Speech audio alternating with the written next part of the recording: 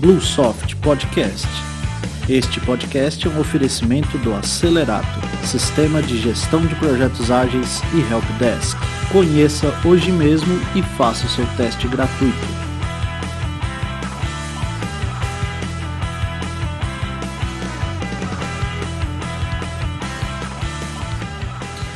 Bom dia pessoal, sejam bem-vindos a mais um Bluesoft Podcast. Eu sou o Ismael Soares e hoje eu estou aqui com o meu amigo Bruno Lui. Tudo bem, Bruno? Tudo bem. E nós vamos conversar um pouquinho sobre Clean Code. O Bruno Lui, ele é um desenvolvedor experiente, também é team leader aqui na Bluesoft e, na minha opinião, é um cara que escreve um código bacana, um cara que escreve um código legal. Convidei ele para a gente poder falar um pouquinho sobre isso. Então, Bruno, queria saber o seguinte, afinal, o que é código limpo para você? Bom, o código limpo, eu acho que é um código que é simples e direto. É um código que, para mim, é fácil de entender, que qualquer pessoa poderia pegar e dar uma manutenção, qualquer pessoa poderia pegar e entender o que está acontecendo ali.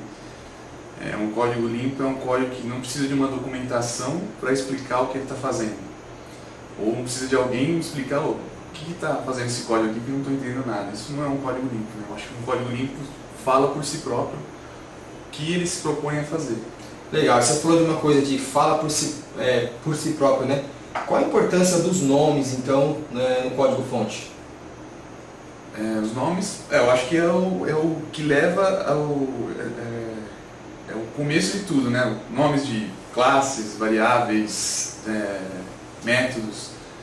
Acho que você nomeando bem essas coisas, dando nomes legíveis, fáceis de entender, dizendo o propósito do que cada coisa faz, eu acho que isso é o que constitui o seu código limpo, né? Você vai construir um método, você tem que dizer no nome o que o método está fazendo. Para você não precisar abrir uma implementação, não precisar ler, né, o método todo para entender a responsabilidade dele, o que ele está fazendo. Correto. E assim, existe então um tamanho exato, quantidade de linhas, caracteres, alguma coisa do tipo assim para você dar nome para classe, para método, ou até mesmo quantidade de código dentro de uma classe? Acho que não existe regra, né? Eu acho que depende do bom senso, né? Eu não gosto muito de bom senso porque o meu bom senso não é o mesmo do seu bom senso, né? Então, eu acho que existe um bom senso comum, que é tipo uma recomendação de que um método que tenha mais de 20 linhas provavelmente pode ser quebrado, né? Pode ser dividido, pode estar fazendo mais de uma coisa.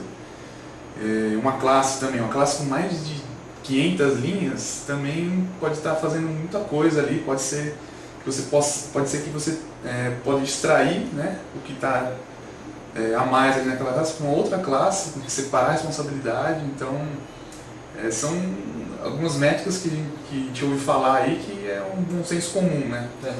Então acho que seguindo isso aí, acho que você consegue chegar num tamanho ideal. Eu costumo utilizar, Bruno, como parâmetro, não sei o que você pensa, assim, mas eu costumo utilizar assim.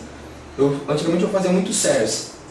E o service, geralmente, você não dá um nome específico, né? Então você vai fazer uma classe de nota fiscal e você coloca nota fiscal service. De repente, quando alguém for fazer uma manutenção, for fazer uma inclusão de alguma coisa nova, provavelmente vai colocar nota fiscal service porque é um cara genérico, é um serviço de nota fiscal genérico. E eu passei, então, ao invés de utilizar services, eu passei a utilizar facade, delegates e criar classes prototypes falando bem o que ela faz. Então, gerador de nota fiscal, né? Editor de nota fiscal, coisas do tipo. E aí, eu tomei como parâmetro o seguinte, que essa classe só pode ter um método público, ou seja, só tem uma entrada, não tem outra opção, ela só faz uma coisa e todos os restantes dos métodos são privados. Você acha que está correto pensar desse jeito? É uma forma de você meio que definir um parâmetro?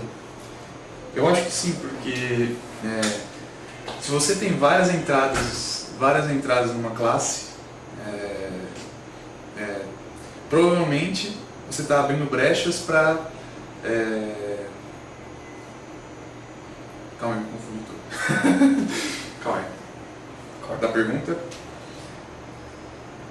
Bom, eu acho que sim, porque para você testar, você precisa ter um ponto de partida.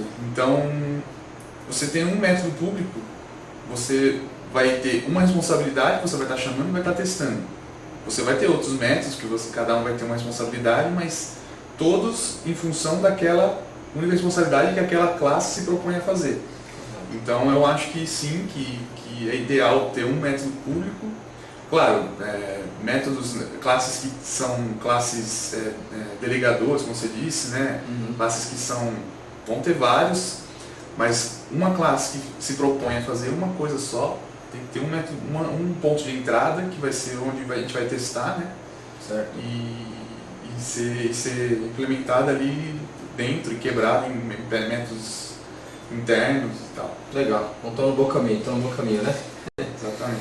E tá, assim, é muito comum a gente ver as pessoas às vezes criar comentários no código, né, Javadoc, alguma coisa do tipo, para explicar de repente alguma regra, alguma coisa que é mais complexa. O que você acha disso?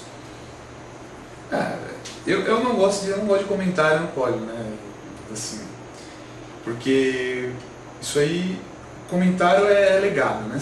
Comentário, se você comentar algo, alguém for lá fazer uma alteração, ele não vai atualizar o comentário, né? Então, pode trazer desinformação, pode te confundir ao invés de te ajudar. Então, eu acho que a gente tem que tentar deixar o mais claro possível o próprio código, em vez de comentar o que o código está fazendo.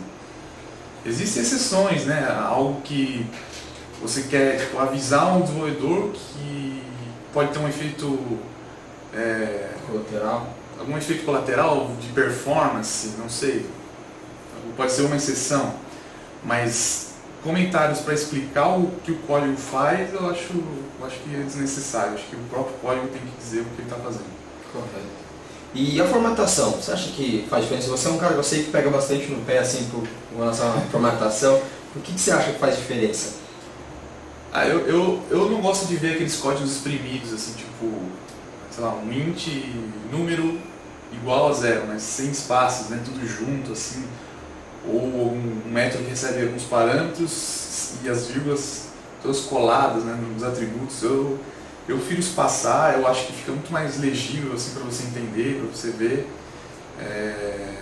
Espaçar entre atributos, entre vírgulas, entre operadores, né? Você dá um espaço, né?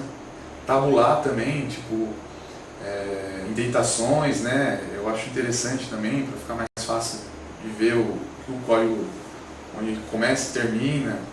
Eu acho que faz a diferença, assim, para deixar o código mais legível. Eu acho que a grande sacada, na verdade, disso daí é você pensar que você está escrevendo código para outra pessoa olhar, né? E não exclusivamente para você. Acho que tem aquela frase famosa, né, do Martin Ford: qualquer idiota escreve código para o computador entender. Mas só os bons programadores conseguem escrever um código que outra pessoa vai entender facilmente. Né? É verdade. Acho que você tem que se preocupar bastante com isso. Escrever de uma maneira que as outras pessoas entendam que os desenvolvedores entendam o que você está fazendo, né? Para facilitar o que é? Mantenabilidade, fácil manutenção, fácil entendimento, né? Alguma coisa que, né, alguma correção que precisa ser feita rápida e fácil. E quanto mais difícil entender, mais complicado, mais demorado, mais custoso de fazer uma alteração, fazer uma mudança, e torna mais moroso o processo de desenvolvimento. Né? Tá certo. Ô Luiz, essas últimas semanas aí, tem tido uma discussão na comunidade ágil acerca de TDD, depois que o David Enson, né, DHH, publicou, na verdade, um post falando sobre a morte do TDD. Aí eu gostaria de fazer uma pergunta para você, é o seguinte: você acha que o TDD ele ajuda a escrever um código bom? Faz diferença para você? Eu acho que o TDD não é bala de prata, né? Não é porque você vai fazer o TDD que vai resolver todos os problemas. Eu acho que ajuda sim. Eu acho que ele te dá uma segurança maior quando você está desenvolvendo, quando você está... Pelo menos para mim, eu sinto isso, né? Quando eu faço um teste e depois faço a implementação, vejo ele que ele está garantido ali, que se alguém mudar uma vírgula, assim, ele vai quebrar um teste dá uma segurança muito grande para mim, assim, eu acho que para a maioria de desenvolvedores. Então, eu acho que ajuda, tanto nessa parte de dar uma segurança, né, de garantir o que o seu código está fazendo, como no design também. Eu acho que tem os seus benefícios também. Você vai pensar, quando você está fazendo o código, você pensa como aquilo que a gente estava falando, na entrada do método, né, no ponto de entrada. Certo. Como você vai desenvolver aquilo? Você vai implementar, você vai quebrar em outra classe, você vai, né, vou ter que testar em outra classe, né, testar a responsabilidade em outro teste, cada teste vai ter que testar uma classe, uma responsabilidade, então você consegue pensar nessas coisas também. Eu acho que ajuda. Assim, ao meu ver, eu vejo que o TDD ele dá feedback para você, né? Você está escrevendo, você começa a ver que a classe está misturando muita regra, né? Como você falou, você começa a desenvolver pelo teste, logo você percebe, poxa, será que isso aqui tinha que ficar aqui mesmo, né? Isso aqui parece que é uma regra complexa que eu tenho que separar em algum lugar, até para facilitar o entendimento, manutenção, esse tipo de coisa, né? Mas assim, pega um programador, cara bom em TDD, só que o cara não manja de design pattern. Você acha que mesmo assim ainda vai conseguir desenvolver um código bom? Eu acho que design patterns nada mais é que implementações e soluções para problemas comuns que tem em projetos de software. Então, um programador que não conhece eu acho que já começa mal, né? Tem que conhecer, tem que ver o que já existe de pronto, assim, né? Que já foi pensado para resolver certos problemas, você não tentar reinventar a roda. Mas eu acho que você não precisa implementar um design pattern no seu código para ele ser limpo. Eu acho que uma coisa não depende da outra, né? Acho que você pode formatar bem, né, deixar ele legível, bem claro, bem explicado ali, né, no próprio código. Já é um código limpo, você não precisa ter um design pattern ali aplicado, implementado para tornar ele limpo, né? Eu acho que uma coisa não tem nada a ver com a outra, mas é importante também conhecer para saber aplicar, né? Quando aparecer os problemas. Né? Tá certo. Legal, Luiz. Você tem mais alguma dica assim, que você gostaria de dar para quem está começando, né? Para quem está querendo melhorar a sua forma de escrever o código, que dica que você daria? Eu acho que o livro Clean Code do Robert Martin, lá do Uncle Bob, eu acho que todo desenvolvedor tem que ler aquilo lá, porque para mim, por exemplo, foi um divisor de águas, assim, né? Depois que eu li ali, tanto para mim como para o Soft também, né? Porque eu fiz uma apresentação aqui, a galera gostou pra caramba, começou a se interessar mais, então acho que todo desenvolvedor deveria ler aquilo lá. É muito bom, assim, abre a mente, né? Pra você prestar atenção. Você muda totalmente a maneira que você desenvolve. Você começa a se policiar, você começa a se cobrar. Não, mas peraí, eu vou comentar isso aqui por quê, né? Deixa eu tentar melhorar o nome do método, o nome das variáveis aqui. Se eu fechar essa classe e abrir de novo, começar a ler, eu vou entender, né? Se eu vou compreender ou vai ficar difícil? Se eu mesmo ler e não conseguir entender, uma outra pessoa não vai entender mesmo. Então, ele vai te ajudar bastante nesse ponto aí, eu acho.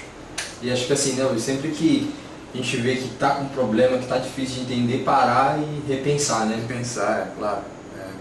Se você terminou de desenvolver e falar, legal, deixa eu ler, ver se eu entendi o que está acontecendo aqui.